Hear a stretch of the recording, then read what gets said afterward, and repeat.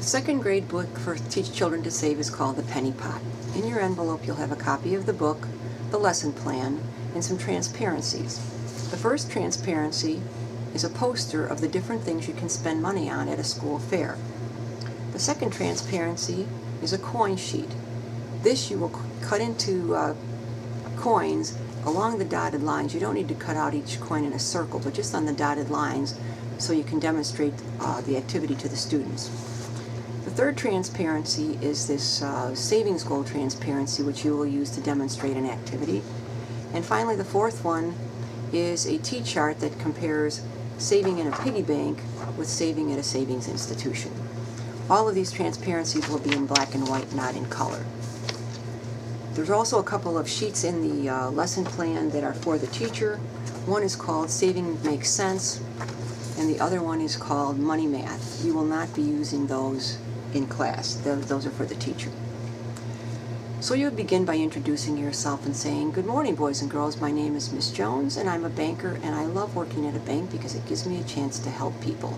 Today I'm going to read to you a story called The Penny Pot. It's about a girl named Jessie who goes to a school fair, and she wants to get her face painted. Do you know that face painting is called a service? It's something that someone does for you. There are lots of different things you can get at a school fair." And then you would put this up on the overhead projector. You can get cotton candy. Is that a good or a service? That's a good. You can throw basketball into hoops. That's a service. Or you can be like Jessie and get your face painted, and that's a service. And so you would go through all of these and determine which is a good and which is a service, and remind them that Jessie was going to the school fair to get her face painted, which is a service. At that point, then, you would pass out the money sheets to each child and have them cut them out along the dotted lines. Do not let them cut out the circles. That would take forever. Cut them out along the dotted lines as quickly as they can so that they'll have them ready when you read the book so they can follow along. So once that's done, you can begin reading. The Penny Pot by Stuart Murphy. It was a hot Saturday in June, and the school fair was very crowded. The busiest place of all was the face painting booth. Fran, the art teacher, was in charge. More than anything else, Jessie wanted to get her face painted. It cost 50 cents. Jessie emptied her pockets and counted her money. She had 3 dimes, 1 nickel, and 4 pennies. You'd have the children lay out 3 dimes, 1 nickel, and 4 pennies on their desks, and you would put 3 dimes, 1 nickel, and 4 pennies on the overhead projector. Does she have enough money? "Oh," she said sadly, "I have only 39 cents. Now she wished she hadn't bought that ice cream cone." Then you could stop and say, "Boys and girls, Jessie had a choice. She could save her money, which means putting money aside now to spend later, or she could save it, so she could spend it, which means she uses it now. So there's a difference between spending and saving, and she made the choice to spend her money on the ice cream cone instead of saving it." "Don't worry," said Fran. "People will put their extra pennies in this pot, and you can have them. Wait and see." So Jessie sat down to wait. Soon Miguel came along. "I'd like to get my face painted," he said to Fran. "Sure," she replied. "Do you have 50 cents?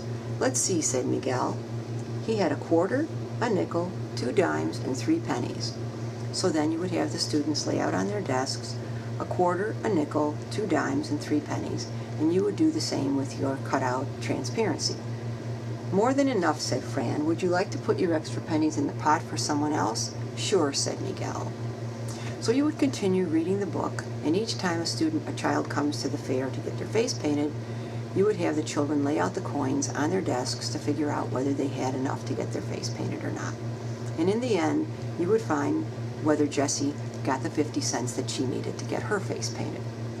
When you finish reading the book, then you would say, "Boys and girls, Jessie had a choice. She could have either saved her money or spent her money. She decided to spend it. Let's see what a good idea it would have been to save instead." And at this point, you would put this up on the overhead projector. Jessie wanted to get her face painted. That was her goal. That's a service, right? So you would circle the word service. And it costs 50 cents. So you would write 50 cents on the price tag.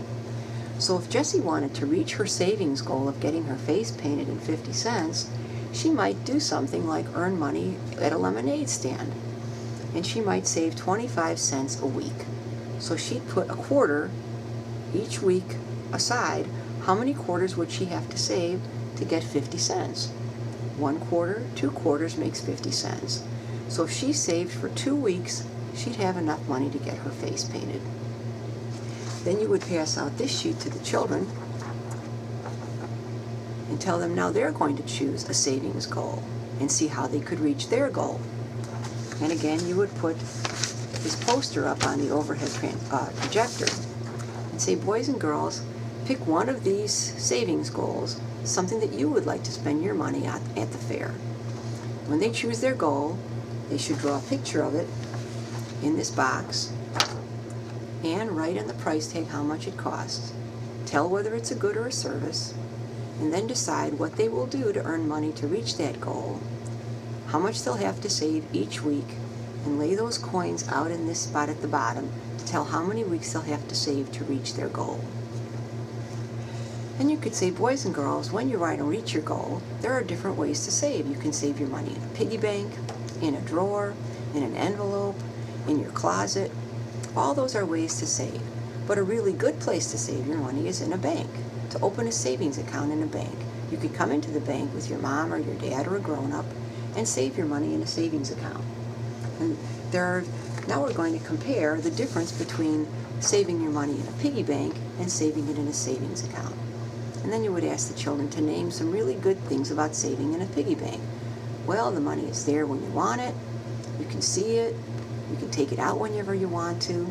But there's some bad things about saving in a piggy bank, because maybe that piggy bank might fall off your dresser and break, coins might roll out and you'd lose them, or maybe even your little brother or your little sister might sneak in and take a penny now and then. But when you put your money in a savings account at a bank, it's really safe. No one can take it out but you and your mom when you come with your mom or dad. It's always going to be there when you come for it. And a bank even pays you interest. It pays you money to save your money in the bank. And so you would review that Jessie had a choice to either save or spend her money. She chose to spend it, so she didn't have it when she wanted it. But she could have saved her money in a savings account in a bank. And of course, you can spend a few more minutes talking about opening a savings account and answering questions that the children have. But that concludes then the lesson about the penny pot and how you can save your money to get the things that you want, like having your face painted at a school fair.